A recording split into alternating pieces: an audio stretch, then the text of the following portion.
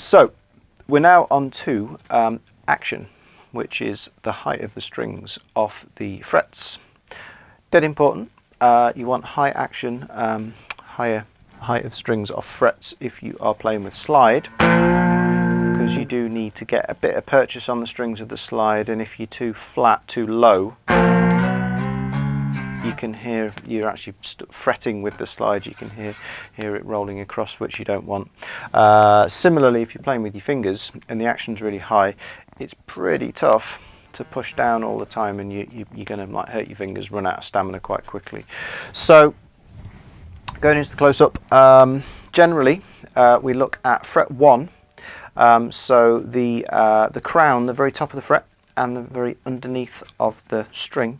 The distance between those two is the action, and also exactly the same at fret 12. So steel ruler. So if I just rest this on the fret like that, now I'm about 1.5 millimeters there, which is quite high actually. Probably doesn't sound like a lot.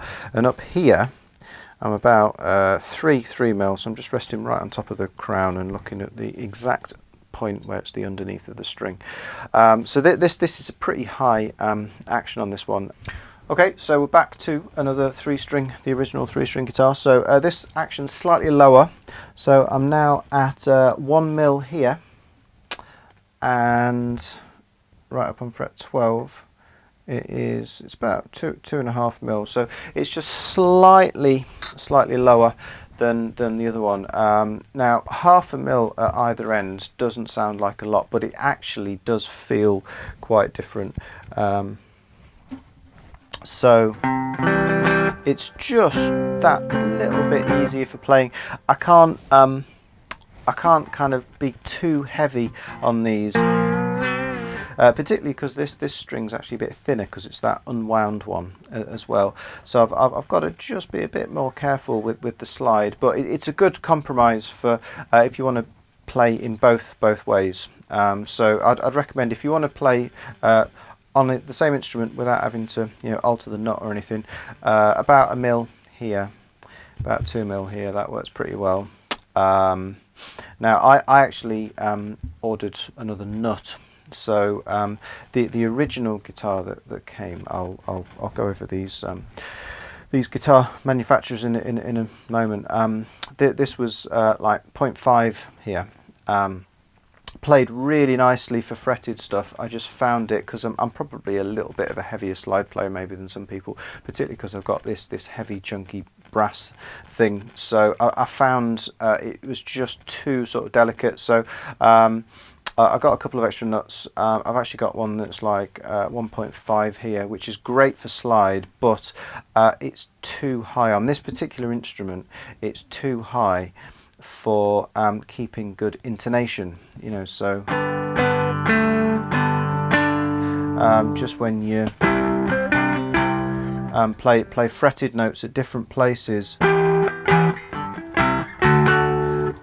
you want all of the notes to still sound in tune. And generally, the higher up you go, if there's a problem with the intonation, then it'll start to sound worse the higher up you go. And so 1 mil is about the highest I can get on this particular instrument. Before, when I play actual just normal fretted notes, I'm pushing down too far. I'm bending the string too much. So when you can see there's a bit of movement there, isn't there? And the higher up you go, there's more movement down onto the fret. So the higher the action, the more you bend the string, the more you actually bend the note slightly out of tune.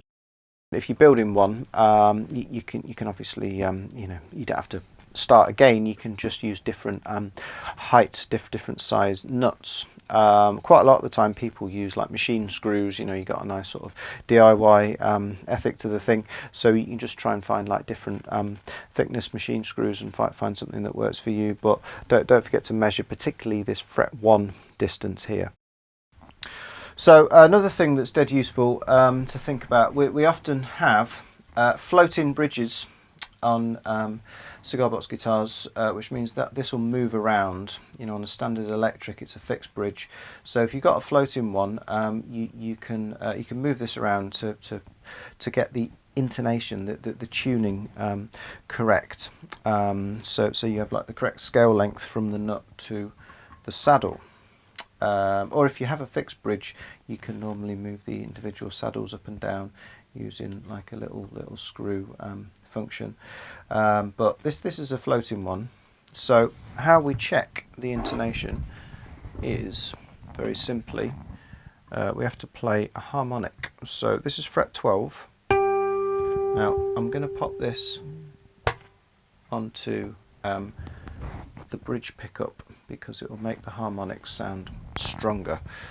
So I have to touch the string right over the top of fret 12 here. And you can probably see that I'm not fretting it, I'm just touching it really lightly. Okay, so that's called a harmonic. Now, if your intonation's correct, I think that's correct, it's close enough, it should, at fret 12, it should sound the same as the actual fretted note. So you see I'm right over the fret, I have to move back slightly to do the normal, to fret in a normal fashion. Okay, it should be the same for all of them.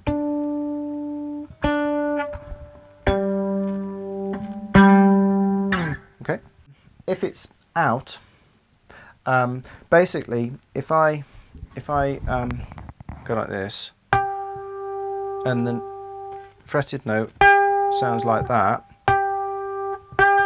which is a bit sharp, it's a bit too high pitched, this is in the wrong place. Similarly, if the fretted note sounds like that, which is too flat, which is too low, then what it means is this needs to be moved. Okay, so if it sounds like this, then this distance from fret 12 to the saddle is too short, because the harmonic at fret 12 should be exactly halfway from the nut to the saddle. So this distance here is the same as this distance here. So that means if it's too sharp, it means this particular part of the octave, or what should be part of the second part of the octave is too short. So I need to make this longer. I need to move the saddle back a little bit, and obviously the other way around, that's too long if that was what it sounded like, so I need to move the bridge forward. And if you can see on this one, it's a slight angle just because I've had to fix it so that it worked with this being a little bit further forward and that one a little bit further back. You can see on like electric guitars that have got individual saddles, they're never all completely in line. If you get guitars where it's, say, an acoustic guitar where it's got like a single sort of like fin type saddle going across, it's often at a slight angle and all the rest of it. So that's how you adjust the intonation and set the action. So if you find that the height here is good but the height here is too high, you can always like shave a little bit off the bottom of your saddle, just so that you're closer to say 2 mil, 2.5 mil at fret 12, that kind of thing. You've got to make sure though that you watch out for fret buzz, so if the strings are too low or if it's not quite right in different places, it might sound great down here, but by the time you get up there it might sound buzzy like that. I actually wasn't pushing down hard enough, but could easily sound like that. So you got to be careful, but if you're using sort of cheapish materials, experiment, or similarly if you've purchased it from a builder, you can try and specify what you would like.